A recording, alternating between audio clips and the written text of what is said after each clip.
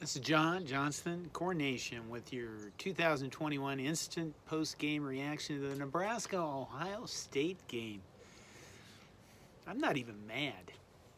I thought this would be 56 to 10, and we'd see a Nebraska team that would lay down.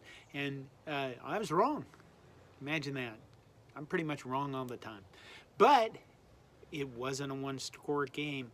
We are so close. And you know what the neatest thing about this game is?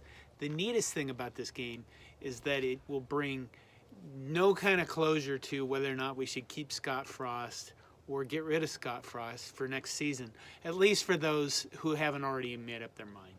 I mean, if Nebraska went out and lost 56 to 10 and they looked like who gives a shit, then we'd all be going, well, maybe Scott Frost should be fired. And if they won, maybe we'd all be going, hey, maybe he should get another year. But we get nothing out of this. And it was another neat performance by an almost team against one of the best teams in the nation. Yeah. You know, it was really pleasant to be on Twitter and watch social media, and particularly Ohio State fans who were very upset with their coaches and wanted them burned in oil and things like that. Like, why, when they were up with the lead, with like almost no time left in the game, why were they throwing the ball? We're so close.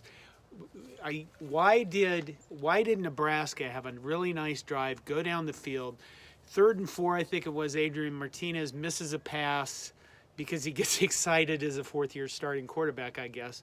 And that is a pass that probably could have scored a touchdown or at least gotten a first down at the least. And then we decide to kick a field goal. And we have another kicker who can't make his field goals. We're so close. I don't know what to say anymore. I really don't, other than we're so close. And it's maddening. I mean, the defense obviously is really good. And I mean, the defense played their guts out. The defense played well. The defense got takeaways.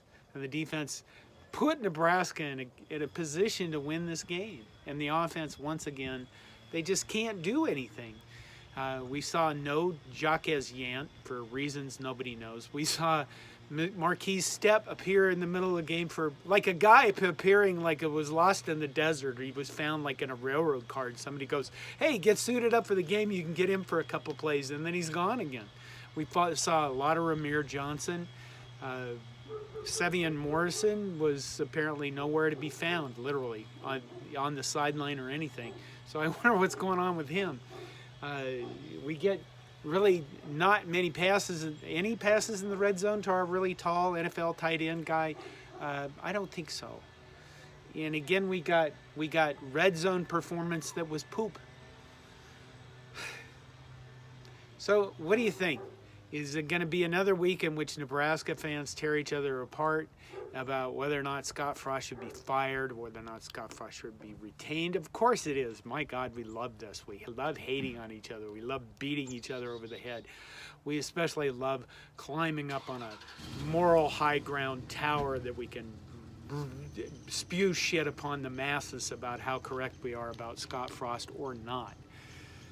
I just think the offense it makes no sense whatsoever.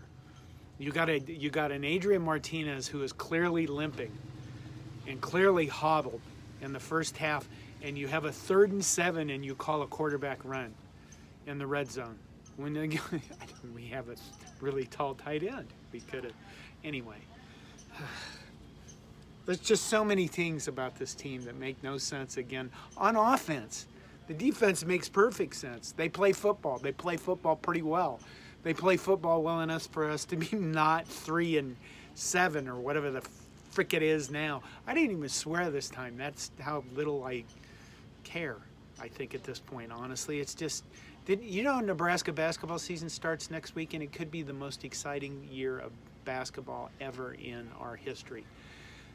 I think I'm just ready for a decision point. I mean, it would be nice in the next few games to knock off Wisconsin and Iowa, and maybe at 5 and 7 we could get to a bowl if they have mercy on us. It'd be interesting. You know what it would be, and I'll be bluntly honest with you. As a guy who runs a website and is responsible for creating content, it means that we would have 3 more weeks of Nebraska football content that we could do that would be fun. And I could do 3 more weeks of these videos, at least talking about Nebraska football before the season ends. And that's the problem with not going to a bowl game, is you're forced to create, if you're forced to create content that probably most of you aren't going to care about, because it's going to be basketball oriented. Unless something exciting happens at the end of the year, like we fire our coaching staff and start all over, and then you have those people that are like, it'll take us 3 or 4 years. Why? I don't know why it's going to take us 3 or 4 years when we clearly have a team with a lot of talent. Apparently all of them, all 150 of them, are going to leave if we fire Scott Frost. But if we retain him, we're going to be fine, because next year he'll figure out all this offensive discombobulation, boo-boo shit. I don't know what to say about this team anymore. I know a lot of you look forward to these things, and I don't know what to say about this team other than maybe not losing by just 1 score broke some kind of curse. It's, the thing about it is we got emotionally invested in this game, didn't we? You were like, we're going to get killed, and then we score. They go up 17-3. We throw the long ball to Samari Torrey. You're back in it, and then the second half gets you emotionally invested. I tweeted during this game, this team has a MO of like a serial killer who lets you crawl 15 feet while you're bleeding to death on your way to your cell phone, and he kills you right as you're dialing 911 because he gets a kick out of that. That's what this team is. I don't know. Is there hope? I don't know. Fuck everything. Go Big Red. That's the call sign. Take care of yourselves. And you know what, this week, try not to rip each other apart too much. We have 2 more games left, and somebody will make a decision.